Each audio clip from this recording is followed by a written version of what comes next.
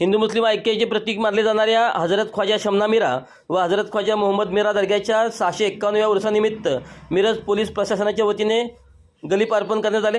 मिरज शहरातील हिंदू मुस्लिम ऐक्याचे प्रतीक असलेल्या मीरासाहेब दर्ग्यात पहिला मान चर्मकार समाजाला दिला जातो, तर दुसरा मान पोलीस प्रशासनाला देण्यात येतो।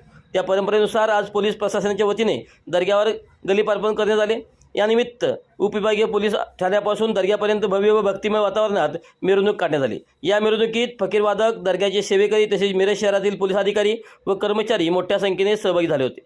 या प्रसंगी उपविभागीय पोलीस अधिकारी प्रनिल गिल्डा, मिरज शहर पोलीस ठाण्याचे निरीक्षक किरण चौगुले, महात्मा गांधी चौक पोलीस ठाण्याचे सहाय्यक पोलीस निरीक्षक संदीप शिंदे, मिरज ग्रामीण पोलीस ठाण्याचे निरीक्षक अजित सिद्ध, वाहतूक शाखेचे निरीक्षक सुनील गीते, सहाय्यक पोलीस निरीक्षक दत्तात्रय पुजारी, सहाय्यक पोलीस निरीक्षक अण्णासाहेब गाडेकर, पोलीस उपनिरीक्षक मासा सोलंकर तसेच महिला अधिकारी सपना अडसुळे, पूनम मगदूम, स्नेहा शेळके यांच्यासह पोलीस कर्मचारी व होमगार्ड मोठ्या संख्येने उपस्थित होते।